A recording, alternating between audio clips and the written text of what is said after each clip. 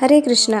ഇന്ന് പരംപൂജ്യ ഭക്തിചാരു സ്വാമി മഹാരാജിൻ്റെ 80ാമത്തെ വ്യാസപൂജാ ദിവസമാണ്. പരംപൂജ്യ ഭക്തിചാരു സ്വാമി മഹാരാജ് 1945 സെപ്റ്റംബർ 17 ബംഗ്ലാദേശിലെ ബ്രാഹ്മൺബരിയ ജില്ലയിലെ കുടി എന്ന സ്ഥലത്ത് ഒരു ബംഗാളി കുടുംബത്തിലാണ് ജനിച്ചത്. കൊൽക്കത്തയിലെ നഗരത്തിലാണ് അദ്ദേഹം കുട്ടിക്കാലം ചിലവഴിച്ചത്. 1970 അദ്ദേഹം ജർമ്മനിയിലെ യൂണിവേഴ്സിറ്റിയിൽ രസതന്ത്രം പഠിക്കാനായി ചേർന്നു. പക്ഷേ കുറച്ചു കഴിഞ്ഞപ്പോൾ അദ്ദേഹത്തിന് അവിടുത്തെ പാശ്ചാത്യ സംസ്കാരത്തിൽ അതൃപ്തി തോന്നി ഒരു ആധ്യാത്മിക ഗുരുവിനെ അന്വേഷിച്ച് ഭാരതത്തിലെത്തി. ഹിമാലയത്തിൽ പോയി ഗുരുവിനെ വളരെയധികം അന്വേഷിച്ചെങ്കിലും ഫലമില്ലാതെ 1976 തിരികെ കൊൽക്കത്തയിലെത്തി.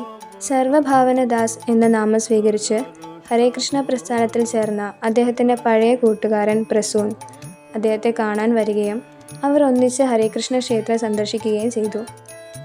കുറച്ച് പ്രാവശ്യം ക്ഷേത്രത്തിൽ പോയി കഴിഞ്ഞപ്പോൾ അദ്ദേഹത്തിന് ഭഗവത്ഗീത വാങ്ങിക്കാൻ ആഗ്രഹം തോന്നി.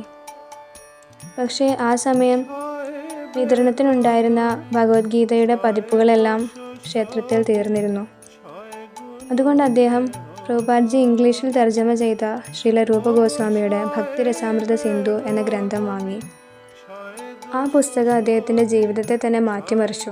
ആ ഗ്രന്ഥം വായിച്ചതിന് ശേഷം അദ്ദേഹത്തിന് തോന്നി അതിൻ്റെ ഗ്രന്ഥകർത്താവായ ശ്രീല പ്രഭുപാദ്ജിയാണ് തൻ്റെ ആത്മീയ ഗുരു എന്ന്. 1976 രണ്ടാം പകുതിയിൽ മായാപൂരിലെ ഹരേകൃഷ്ണ പ്രസ്ഥാനത്തിൽ ചേരാൻ ആഗ്രഹിച്ചു. 1977 ജനുവരിയിൽ കുംഭമേള ഉത്സവത്തിൽ വെച്ചാണ് അദ്ദേഹം ആദ്യമായി ശ്രീല പ്രഭുപാദ്ജിയെ കാണുന്നത്. ശ്രീല പ്രഭുപാദ്ജി ഉത്സവം കഴിഞ്ഞ് മടങ്ങുമ്പോൾ ട്രെയിനിൽ അദ്ദേഹത്തിൻ്റെ ശിഷ്യനായ ഭാവാനന്ദ മഹാരാജാണ് ആ കൂടിക്കാഴ്ച ഒരുക്കി കൊടുത്തത്. ശ്രീല പ്രഭുപാദ്ജി അദ്ദേഹത്തിനോട് തൻ്റെ എല്ലാ പുസ്തകങ്ങളും ബംഗാളി ഭാഷയിലേക്ക് തർജ്ജമ ചെയ്യാൻ നിർദ്ദേശിച്ചു. അന്നു മുതൽ ഭക്തിചാരു മഹാരാജ് ശ്രീല പ്രഭുപാദ്ജിയുടെ ഭക്തകൂട്ടായ്മയുടെ ഭാഗമായി മാറി. 1977 മായാപൂർ ഗൗർപൂർണിമ മഹോത്സവത്തിൽ അദ്ദേഹം ദീക്ഷ സ്വീകരിച്ചു.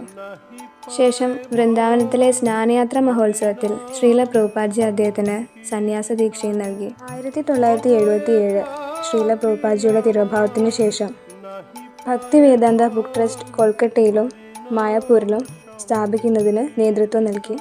എന്നിട്ട് പ്രഭുപാദ്ജിയുടെ പുസ്തകങ്ങൾ ബംഗാളിയിൽ തർജ്ജമ ചെയ്യുന്നത് തുടർന്നു. 1987 അദ്ദേഹം GBC അതായത് governing body of commission ISKCON അതിൻ്റെ അംഗവും ദീക്ഷ നൽകുന്ന ആധ്യാത്മിക ഗുരുവുമായി മാറി. ശേഷം അദ്ദേഹം പല രാജ്യങ്ങളിലും യാത്ര ചെയ്ത് ഗൗഡീയ വൈഷ്ണവ സമ്പ്രദായത്തെ നയിച്ചു. 1995 അഭയ് ചരൺ എന്ന ഒരുപാട് എപ്പിസോഡുകളുള്ള ശ്രീല പ്രഭുപാദ്ജിയുടെ ജീവിതത്തെയും ശിക്ഷണങ്ങളെയും ആധാരമാക്കിയുള്ള സീരിയൽ ചെയ്യാൻ തുടങ്ങി. ശേഷം 1996 പ്രഭുപാദ്ജിയുടെ എല്ലാ പുസ്തകങ്ങളും തർജ്ജമ ചെയ്ത് പൂർത്തീകരിച്ചു. മാത്രമല്ല ഭാരതത്തിൽ അഭയ് ചരൺ സീരിയൽ പ്രദർശനത്തിൻ്റെ തയ്യാറെടുപ്പുകളും നടത്തി.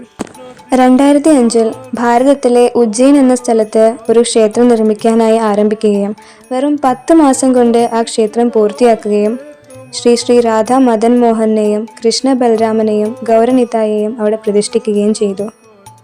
കൂടാതെ പാനിഹാട്ടിയിലും ഉത്തര കൽക്കട്ടയിലും കുടിയിലും അദ്ദേഹം ക്ഷേത്രങ്ങൾ സ്ഥാപിച്ചു. ഗോക്കളെ സംരക്ഷിക്കാനായി ഗോശാല സ്ഥാപിച്ചു. ഫ്രാൻസിലും സൗത്ത് ആഫ്രിക്കയിലും ഇസ്കോൺ ഗവർണറായി പ്രവർത്തിച്ചു. 2014 അദ്ദേഹം അർത്ഥ ഫോറത്തിൽ ചേർന്ന് ലോകമെമ്പാടുമുള്ള ബിസിനസ് നേതാക്കൾക്ക് ആധ്യാത്മിക വിഷയത്തിൽ ക്ലാസുകൾ എടുക്കാൻ തുടങ്ങി. 1.2 ദശലക്ഷം സ്കൂൾ കുട്ടികൾക്ക് എല്ലാ ദിവസവും ഉച്ചഭക്ഷണം ഉറപ്പുവരുത്തുന്ന അന്നാമൃത ഫൗണ്ടേഷൻ്റെ അധ്യക്ഷനായിരുന്നു അദ്ദേഹം. പരംപൂജ്യ രാധാനാഥ് സ്വാമി മഹാരാജ് അദ്ദേഹത്തെക്കുറിച്ച് പറയുന്നത് അദ്ദേഹത്തിൻ്റെ കീർത്തനങ്ങൾ 14 ലോകങ്ങളിലും പ്രശസ്തമാണ് എന്നാണ്. 2020 ജൂലൈ 4 പരംപൂജ്യ ഭക്തിചാരു സ്വാമി മഹാരാജ് ഈ ലോകത്തു നിന്നും ഭഗവാന്റെ ധാമത്തിലേക്ക് പ്രവേശിച്ചു. അദ്ദേഹത്തിൻ്റെ അനന്തരവനായ പരംപൂജ്യ ഭക്തി അനുരാഗ് ജനാർദ്ദൻ സ്വാമി മഹാരാജാണ് നമ്മുടെ ഗുരു ആചാര്യ പാദതീർത്ഥ ഭക്തി സുദർശൻ സ്വാമി ഗുരു മഹാരാജിന് സന്യാസ ദീക്ഷ നൽകിയത്. ഇന്നത്തെ ദിവസം നമുക്ക് പരംപൂജ്യ ഭക്തിചാരു സ്വാമി മഹാരാജിൻ്റെ തൃപ്പാദങ്ങളിൽ കോടി കോടി പ്രണാമങ്ങൾ അർപ്പിക്കാം. ഹരേ കൃഷ്ണ.